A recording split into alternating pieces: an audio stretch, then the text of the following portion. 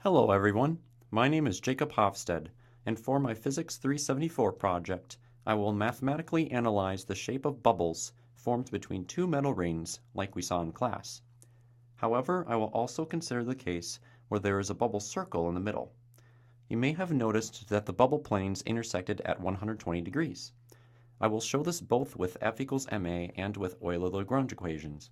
I will also consider the case where the metal rings are closed and there is added pressure inside the bubble, using Euler-Lagrange equations as well as with mathematical plots. To start out with, I need to describe how forces of surface tension work. Let's say I take a tiny chunk of a bubble surface with the lengths of the boundaries labeled.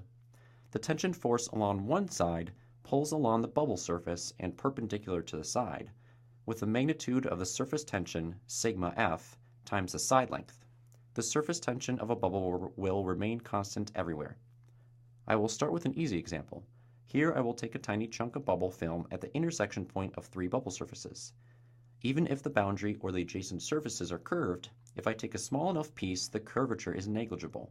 The length of the piece will be dl and its width will be comparatively small. Here there will be forces in three surface directions, all equal in magnitude because of the equal side lengths. For the forces to balance out, the angle between the surfaces must be 120 degrees. This is true for any intersection of three bubble surfaces, including the three surfaces of the bubble that was drawn earlier. Now I will consider a harder example. I will draw the surface of revolution with dividing arcs.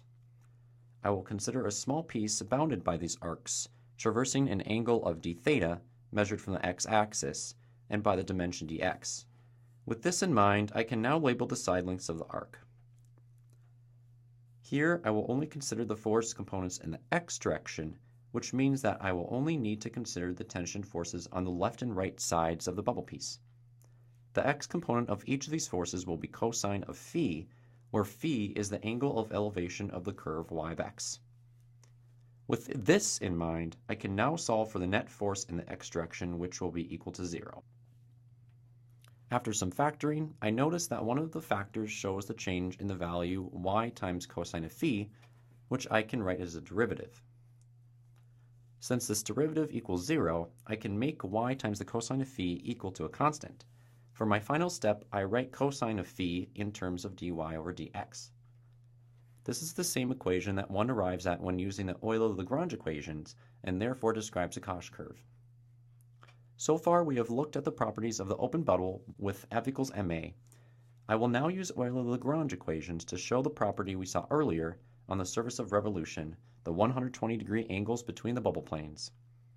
For this problem, I will rotate the x and y axes so that the y-axis is in the horizontal direction.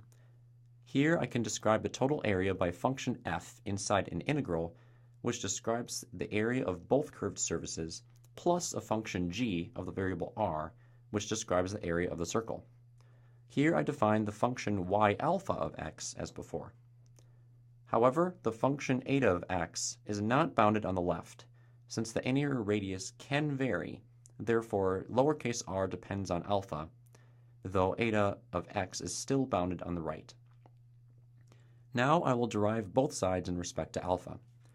Unlike before, one of my integral bounds depends on alpha, which means that I need to derive Leibniz's rule in a more general case. First, I can use the definition of a derivative to break up the integral into two parts, each with a corresponding area, which I will sketch below. Notice that the difference of the areas comes in two pieces, one in blue, which can be expressed as an integral, and one in green, which can be described as height times width, which has a negative contribution to the difference. After I divide by d alpha, I can write my expression in terms of derivatives.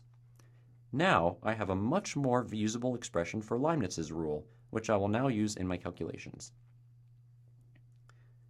Since the derivative now exists inside the integral, I will rewrite this expression as shown. I skipped the intermediate steps to show this, since they were shown in class for the ordinary Euler-Lagrange equations. As before, eta of x can vary.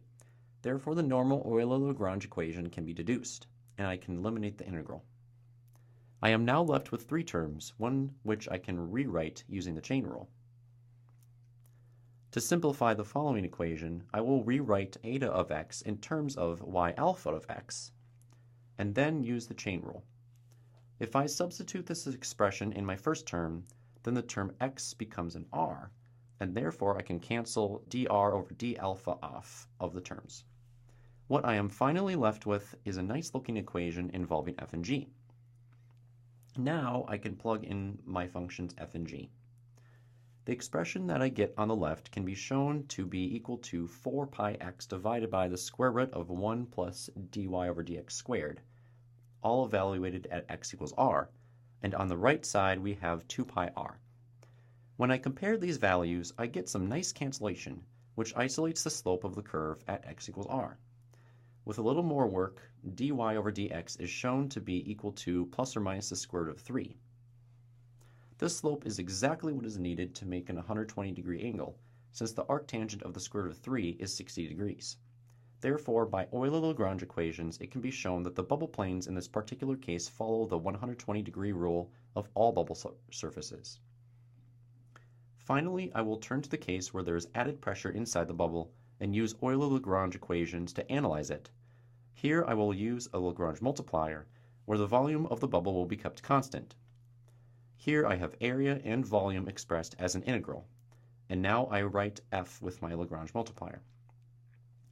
Finally, I will use the special case of the Euler-Lagrange equation without x dependence, which when applied to f creates this differential equation circled.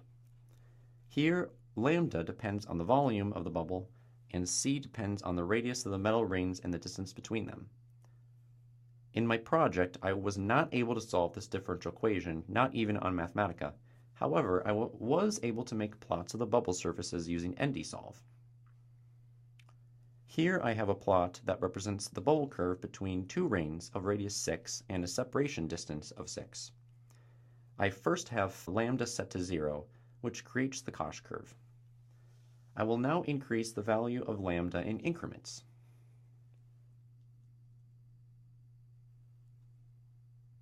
Note that the volume increases slightly each time. At lambda equals 0.15, I have a surface very close to a cylinder. And when I increase lambda to 0.3 and increase my domain on my plot, I arrive at a shape that looks very much like a sphere. I expected the sphere and the cylinder to be solutions for this type of bubble, since by symmetry all points on each surface have the same curvature. As a recap, I have deduced the 120-degree rule for bubble planes using F equals ma and Euler-Lagrange equations in a special case, as well as describe and show solutions for the bubble with added pressure. If you want to learn more, here is a list of books that have helped me in the project. I have also been helped by conversations with Amy Colin. Thanks for watching.